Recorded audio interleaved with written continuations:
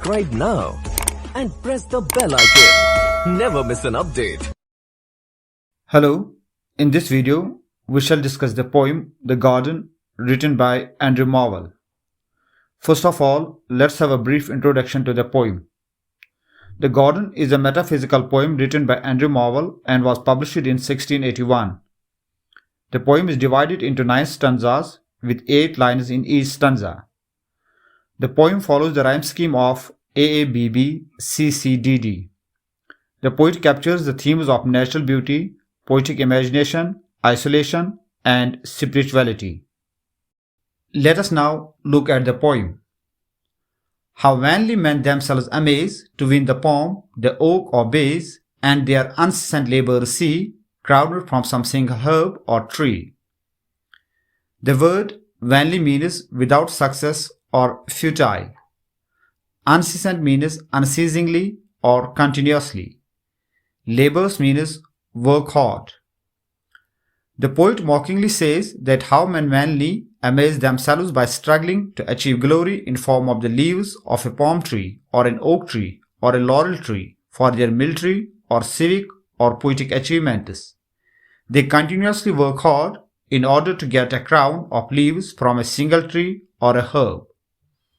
Now, you should remember here that in classical traditions, a crown made out of the branches of some specific trees were given out to the people who deserve honor in a specific field. The palm tree for military honors, the oak tree for political honors, and the laurel tree for poetic honors. Whose short and narrow verged shade does prudently their toils upbraid, while all flowers and all trees do close to weave the garlands of repose. The word verged means be near. Prudently means in a sensible and careful way. Toil means hard work. Upbraid means to criticize somebody or speak angrily or rebuke someone. Repose means a state of rest, sleep, or feeling calm. The short and narrowing shades of such trees wisely rebuke such men for their hard work because they cannot even offer shade, while all flowers and all trees gather close to weave garlands of rest and tranquility. Fair quite, have I found thee here, and Innocence, thy sister dear. Mistaken long, I sought you then in busy companies of men. Now the poet directly adds to Fair quite that he has found it here in this garden, and he has found its dear sister Innocence also. For a long time, he made the mistake of seeking it in the company of busy men. The poet has personified Fair quite and Innocence and calls them sisters. You sacred plants, if ye are below, only among the plants will grow. Society is all but rude to this delicious solitude. The poet then uses pronoun your to refer to Fair quite and says that if its sacred plants grow on the earth, they only grow among the trees of the garden and not among the crowd of people. The human company is rude as compared to peaceful solitude in the garden. No white nor red was ever seen, so amorous as this lovely green. Fond lovers, cruel as their flame, cut in these trees their mistress's name. Amorous means showing sexual desire and love towards somebody.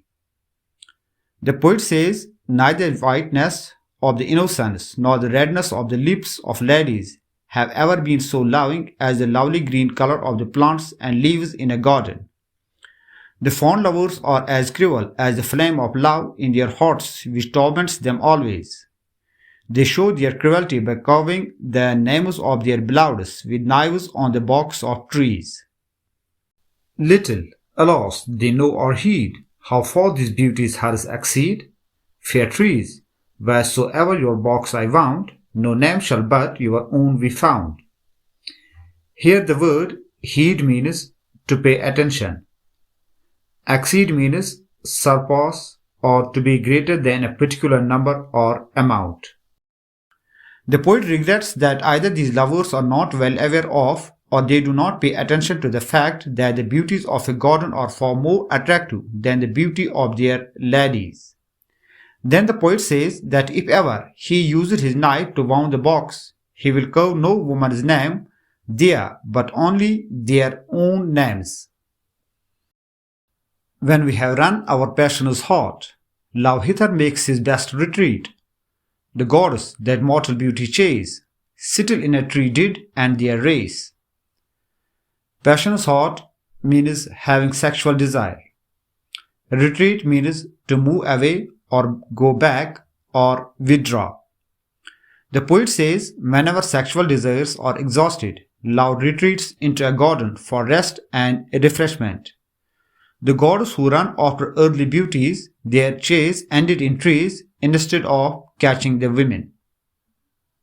Apollo hunting Daphne so, only that she might laurel grow, and panned it after Syrinx speed, not as a nymph but for a reed. God Apollo ran after the nymph Daphne, and Pan after the nymph Syrinx, but river god changed Daphne into a laurel, and Syrinx into a reed. What wondrous life in this I lead, ripe apples drop about my head, the luscious clusters of the vine upon my mouth do crush their wine. Luscious means delicious. Clusters means things that grow or appear close together. Here it can mean bunches. Wine means grapes or grapes plant. Next wine means juice. The poet is living a wonderful life in the garden, where the ripe apples are hanging downwards over his head. The delicious bunches of grapes are so close to him that they drop juice on his mouth. The nectarine and curious speech into my hands themselves do reach, stumbling on melons as I pass, ensenared with flowers I fall on grass. Nectarine is a round and yellow fruit. Stumbling means almost falling. Ensnared means unable to escape or trap. The nectarines and the exquisite peaches roll themselves into the poet's hands. The poet stumbles as he walks through melons, but flowers trap him and he falls on the grass. Meanwhile, the mind from pleasureless withdraws into its happiness, the mind, that ocean where each kind does straight its own resemblance find. As the poet is resting, his mind withdraws itself from the inferior pleasures offered by the fruits into its own happiness. Just like all the ocean creatures correspond to all the land creatures, the mind has in it a corresponding image for every object in the world. Yet it creates, transcending these, for other worlds and other seas, annihilating all that is made to a green thought in a green shade. Transcending means exceeding or surpassing. Annihilating means destroying or defeating completely, or it can also mean reducing. However, the mind is also capable of creating worlds of its own which surpass the real lands and real oceans. The mind reduces everything what it has been created and gives rise to fresh and energetic thoughts in the shade of a green tree. Here at the fountain sliding foot, or at some fruit tree's mossy root, casting the body's vest aside, my soul into the boughs does glide. Sliding foot means base of the fountain. Mossy means covered with moss. Casting means shedding of a skin when the skin comes off as part of a natural process. Vest means clothes, but here it means skin. Boughs means small branches. Glide means to fly using air currents without the birds moving their wings. The poet is relaxing at the base of a fountain while leaning against a mossy fruit tree root. While the poet is having rest, his soul shudders the garment and flies quietly into the branches of their trees. There like a bird it sits and sings, then wets and combs its silver wings, until prepared for longer flight, waves in its plumes the various light. Wets means preeness or making yourself look attractive. Plumes means a cloud or something that rises and curves upwards in the air. There on the branches his soul sits and sings like a bird. Then his soul gets ready and combs its bright wings as a bird does, and waves its wings to reflect their light. Such was that happy garden state, while man there walked without a mate, after a place so pure and sweet, what other help could yet be meet? The poet in the garden finds himself in the same state as Adam was happy in the Garden of Eden without his mate. When Adam found himself in such a pure and sweet place, he did not need any helper. But it was beyond a mortal's share to wander solitary there. Two paradises it were in one, to live in paradise alone. But it was not in his fortune to walk alone in the Garden of Eden. Had it been so, he would have enjoyed two paradises, the Garden of Eden and the paradise of being alone. How well the skilful gardener drew of flowers and herbs this dial dew, where from above the milder sun does through a fragrant zodiac run. Dial is actually the word sundial. It is a device used outdoors, especially in the past, for telling the time when the sun is shining. A pointed piece of metal throws a shadow on a flat surface that is marked with the hours like a clock, and the shadow moves around as the sun moves across the sky. Zodiac is the imaginary area in the sky in which the sun, moon, and planets appear to lie, and which has been divided into 12 equal parts, each with a special name and symbol.